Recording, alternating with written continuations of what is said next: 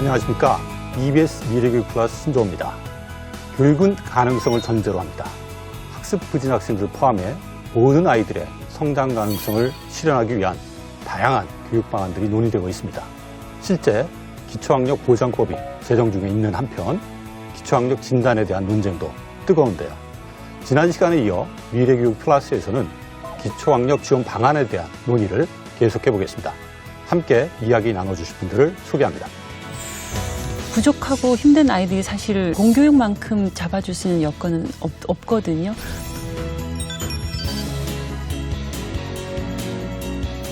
학교가 아이들을 길러낼 수 있도록 학교 자체의 역량을 강화해야 한다.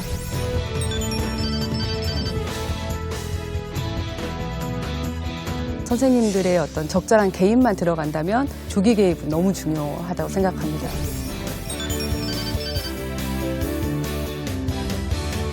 교사 상담이나 관찰을 통해서 수업적인 도움을 줄 수 있는 방향이 좀 더 바람직하지 않을까.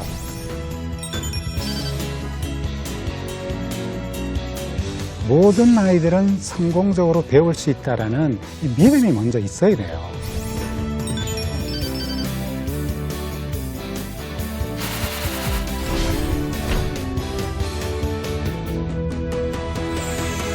제가 항시 시작할 때는 우리 최채정 선생님한테 질문을 드렸는데 오늘은 질문을 김태훈 실장님한테 하려고요. 또 잘리는 건가요? 잘리진 않고요. 다음에 또 제가 질문을 하겠습니다. 저희가 그 기초학력에 대한 논의를 상당히 오래전부터 하지 않았나요? 네네. 한 20년 전부터 한 것으로 저는 기억이 되는데 그간의 기초학력과 관련해서 어떤 논의들이 있었고 어떤 일들이 있었는지 좀 개관해서 김 실장님이 좀 말씀해 주시면 좋을 것 같습니다. 네. 국가에서 학습이 좀 힘든 아이들을 어떻게 도와야 되는가에 대한 정책들이 한 20여 년 정도 계속 지속을 돼 왔습니다. 근데 그때 이제 가장 첫 번째 질문은 수업에 따라오지 못한 아이들을 가르쳐야 하는데 그 아이들의 수준에 맞는 자료가 없다. 그게 이제 첫 번째 이슈였어요. 그래서 그러면 그 아이들 지도를 위한 그 아이들 수준에 맞는 학습 부진 아이들 지원 지도 자료를 만든다. 이게 이제 첫 번째 사업으로 펼쳐졌었고요. 그리고 그런 것들을 하는 도중에 이제 그 학업 성취도 평가가 전수 평가가 되고 모든 학교의 기초학력 미달 비율이라는 게 나오고 그러면서 조금 더 적극적인 그럼 학교 자체의 역량을 강화해야 한다. 학교가 아이들을 길러낼 수 있도록 그래서 단위 학교에 큰 예산이 직접적으로 투입되는 그런 사업들이 진행이 됐습니다. 그러면서 이제 그 사업이 진행되는 와중에 이제 그 다음에 나왔던 현장의 요구가 또 뭐였냐면 해도 안 되겠습니다라는 아이들이 있었어요. 그러니까 이제 예산도 있고 많은 프로그램도 돌렸지만 두 손 두 발을 다 든다. 저희가 그때 이제 프로젝트명이 재민이 구하기 프로젝트라는 게 있었어요. 재민이? 재민이라는 이제 가상의 인물이 한 명 있었고요. 가상인물이에요? 네네네. 그 2012년도인데 재민이라는 친구가 이제 복합적인 원인으로 학습 부진이 된 아이인 거예요. 그러니까 단순하게 공부를 못한다는 게 아니라 가정 형편도 어렵고 그다음에 아이 자체에 좀 아픈 게 뭐 게임 중독도 있고 정서적으로도 불안하고 복합적인 원인에 의해서 학습 부진이 돼버린 아이들은 실은 현장에 계신 선생님들은 이 아이는 어디서부터 손을 대야 될지 모르겠다. 그래서 그때 17개 시도가 다 똘똘 뭉쳐가지고 이런 아이들을 뭔가 지원하려면 학교를 지원해야 한다. 그래서 학교 밖에 시스템을 갖춰 나가자라고 해서 실은 그때부터 구축됐던 게 지금 저희가 얘기하고 있는 3단계 안전망, 그러니까 학교 밖 안전망, 학교 안 안전망, 그다음에 교실 내 안전망. 가장 먼저 구축된 게 이제 학교 밖 안전망에서부터 시작이 된 겁니다. 실질적으로 학교 내에서는 어떤 정책들이 지금 이렇게 구현되고 있어요? 서울이 2019년에 한 181교 정도가 초중고 합해서 학생들 중에 복합적인 아까 말씀하신 것처럼 그런 요인 아이들을 체계적이고 통합적으로 지원하는 그런 운영들을 하고 있고요. 또 그 단위 학교 안에서의 교사들끼리 좀 기초학력 다중지원팀을 형성을 해서 교사 한 사람의 문제가 아니라 우리 모두의 문제이다. 그래서 이 아이가 단순 학습 결손일 경우에는 담임 혼자 해결할 수 있지만 지금 말씀하신 것처럼 가정 환경이나 특별한 정서 행동이 문제점 있는 아이들 그런 애들은 함께 하지 않으면 해결해 줄 수 없잖아요. 그럴 아이들은 다중지원팀에서 최적의 지원 조건이 뭘까 이런 것들 논의해서 학교 안에 갖고 있는 많은 유원 자원들을 활용해서 그 아이들을 지원해주는 그런 정책들을 하고 있었죠. 지금도 그거 하고 있고요. 네. 이 다양한 정책들 또 프로그램들이 운영됐는데 궁금해지는 게 성과는 뭐였고 그렇지. 또 미흡한 점은 무엇인지 이게 좀 궁금하거든요. 이찬수 대표님 어떻게 보시나요? 네, 뭐 기초학습에 대해서는 이제 인풋에 비해서 아웃풋의 성과가 낮은 것은 세계적으로 같은 것 같아요.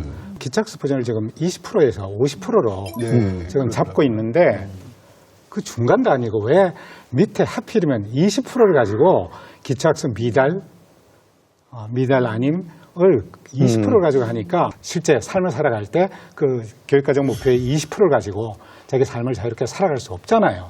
그래서 저는 이 기존 시스템에 대한 이 타당성이나 이런 걸 한번 되짚어 볼 필요가 있다 이런 생각이 듭니다.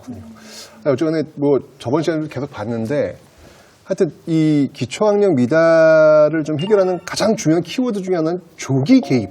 굉장히 저번 시간에 강조하면서 이야기를 했었는데 그 조기 개입의 시기를 해외 같은 사례에서는 뭐 초등학교 한 1, 2학년 뭐 이 정도로 보고 있는데 우리도 역시 마찬가지더라고요. 근데 왜 교수님 왜 그게 초등학교 1, 2학년인지 네. 한번 조금만 더 자세히 좀 말씀해 주시죠.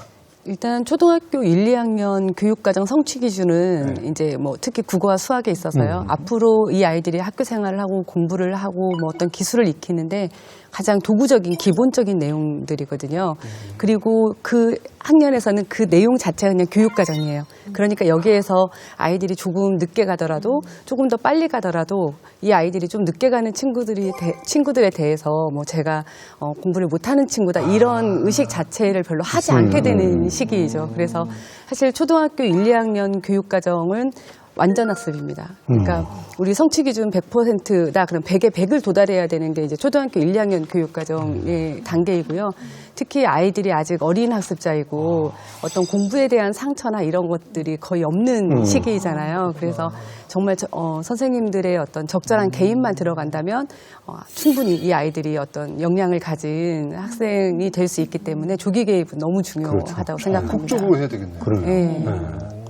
실제 장 학사님, 네. 저희 그 교육 현장에 저학년 학생들을 위한 그 조기 예방 프로그램들 많이 지금 있지 않나요? 뭐 기본적으로 저희가 뭐 예산 자체가 단위학교 책임 지도자 예산이 학교마다 800에서 한 1000 이렇게 내려가고 있거든요. 근데 그 예산의 사용은 기본적으로 초 1, 2학년에 집중을 해서 학교 내 수업 내 뭐 협력 강사를 넣던 방과 후 보조 강사를 넣던 그것은 저학년에도 집중을 하라 이런 메시지는 저희가 늘 주고 있고요.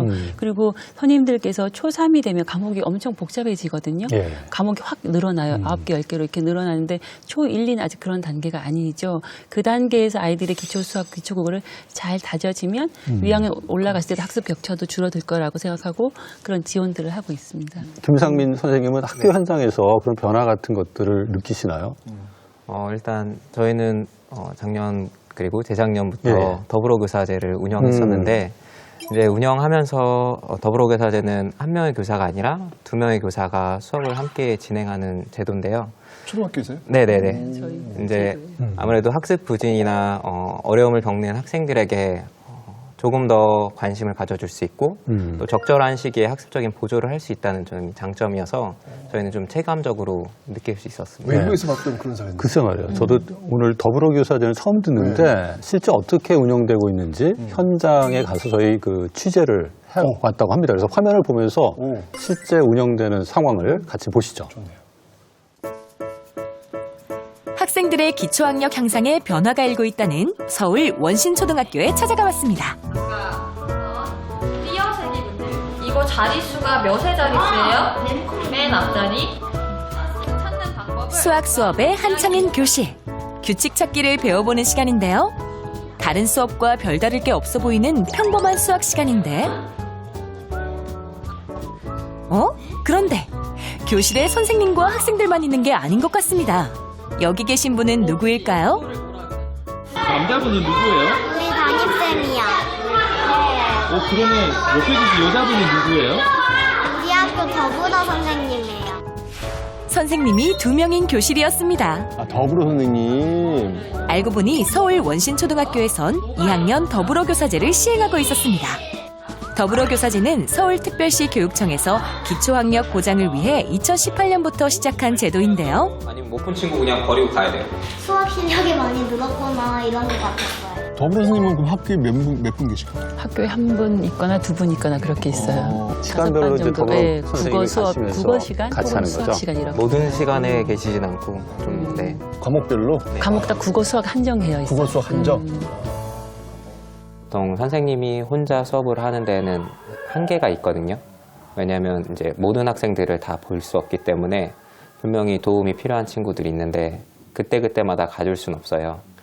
더불어 선생님과 있을 때는 뭐 제가 보조 역할을 할 수도 있고 더불어 선생님이 보조적인 역할을 할 수 있는데 도움이 필요한 친구들에게 다가가서 도움을 주고 다양한 형태로 할 수 있는 게 좀 큰 장점인 것 같습니다. 선생님이 2명이 되고부턴 전보다 재밌는 수업들이 시도되고 있는데요. 놀이 중심 수학 수업, 국어 협력 수업으로 학생들의 집중력이 더욱 높아졌습니다. 가게놀이 하는 데는 아주 그만이지. 또 그 위에 올라가면 가장 키 큰 친구 크기만큼 될 수도 있잖아.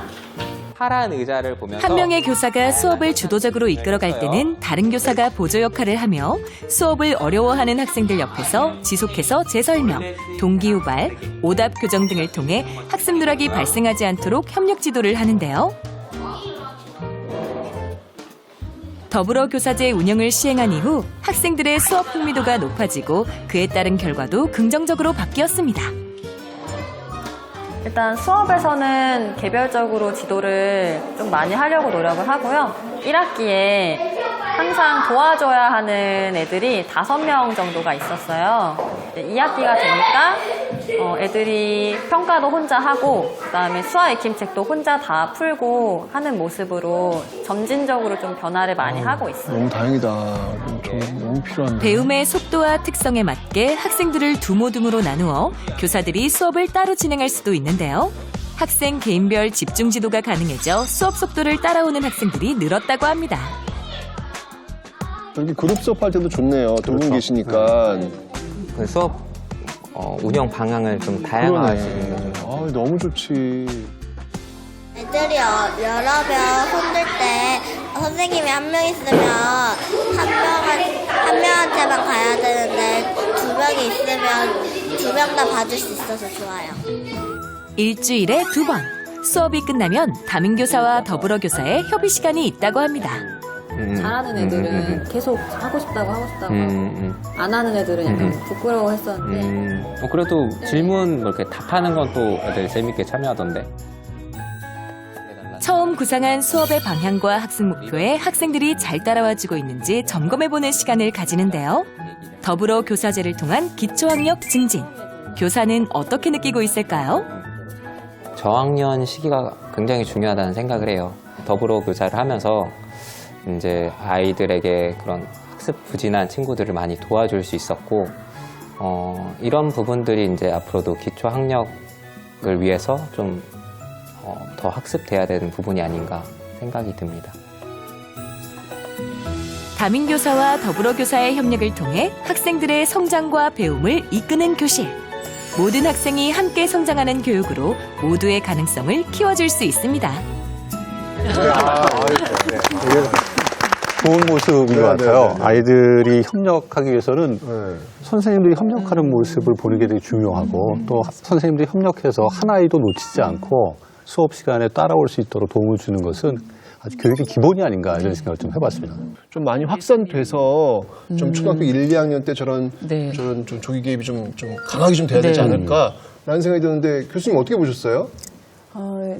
일단 아이들 보니까 너무 반갑고 귀엽네요. 그런데 이제 저는 초등학교 교사로 저도 18년 정도 재직을 했었습니다. 예, 그래서 제 경험이 좀 많이 떠올랐는데요. 네.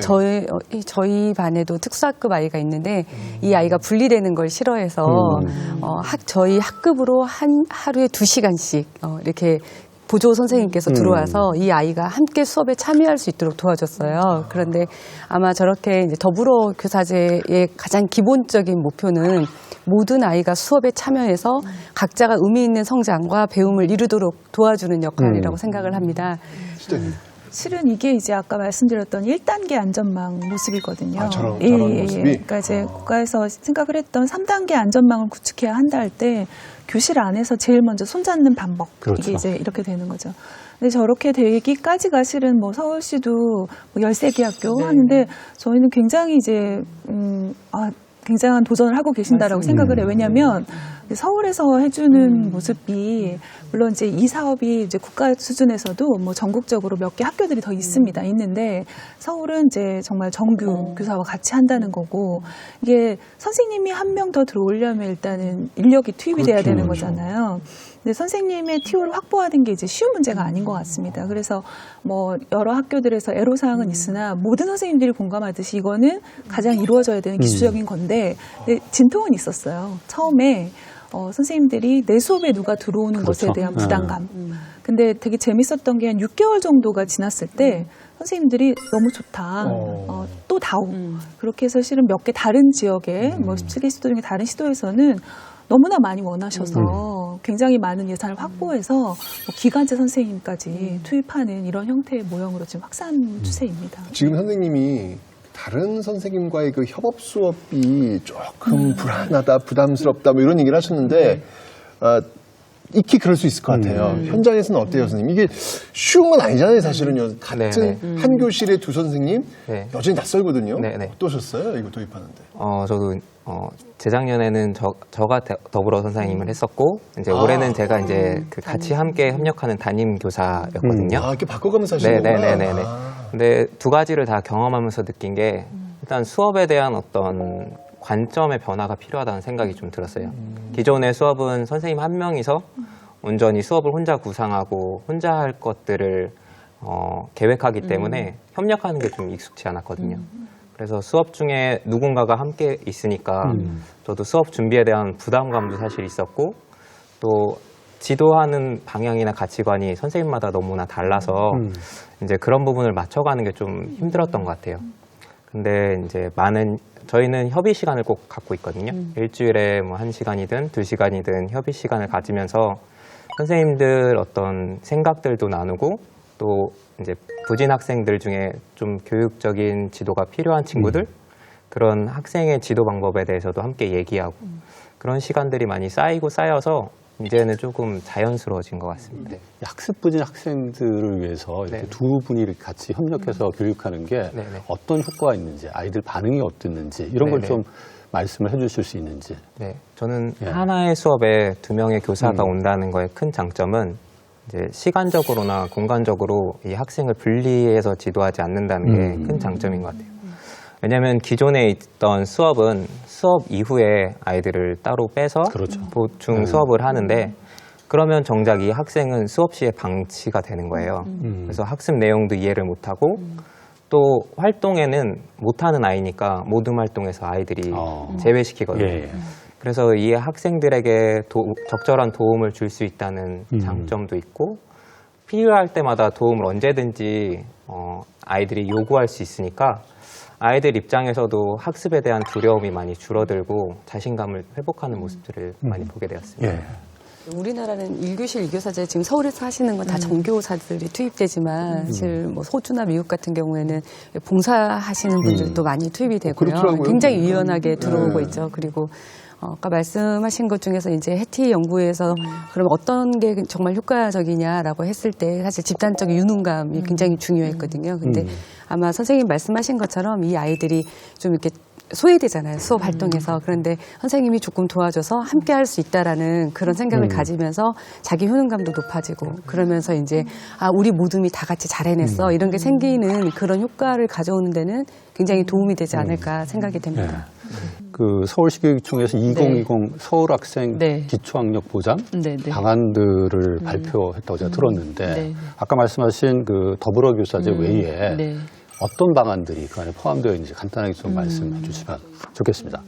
가장 기저가 되는 건 모든 학생을 끝까지 책임져 주자 하는 거예요. 공교육의 책무성을 다시 한번 되짚고 그래서 버려지거나 소외되거나 낙오된 아이들을 끝까지 공교육 아니면 누가 이 아이를 끌고 가겠는가 이거가 기저에 깔려 있는 거고요.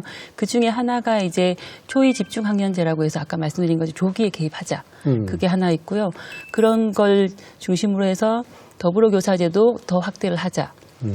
그리고 유레카 프로젝트라고 해서 기초학습 부진 읽기 쓰기 세말기가 느린 아이들이 있어요. 그 애들을 진단부터 도달할 때까지 끝까지 지원해주는. 그래서 아이가 와 유레카 학습에 대해서 유레카라고 외칠 있을 때까지 지원해주는 유레카 프로젝트가 있고요.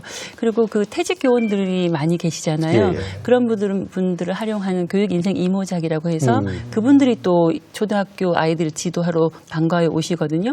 그런 것도 있고 서울학습 도움센터라고 학습 클리닉 센터가 있는데 저희가 지금 하나밖에 없어요. 근데 현장 밀착형으로 지역에 좀 나가보자 해서 지역학습 도움센터를 2개 정도 신설할 예정이고 아직은 저희가 난도 경계선 지는 전담팀이라고 해서 그 부분만을 다룬 팀이 없었거든요. 근데 그런 아이들도 계속 생기는 추세이고 해서 난도 경계선 전담팀을 서울시 교육청에 이제 두고 그런 아이들을 정확하게 진단을 해서 전문기관 연계하는 그런 것들도 준비하고 있습니다. 그게 주요 내용들이에요.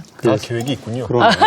우리에겐 계획이 있습니다. 이게 얼마나 잘하는지를 저희가 봐야 될 것 같아요. 방금 말씀하신 것 중에 서울학습도움센터, 이건 학교 밖 지원 시스템인 거죠? 그렇죠. 네, 그렇죠. 어떤 역할을 하고 있는지 저희가 취재를 했습니다. 한번 보시면서 이야기를 나눠보시죠.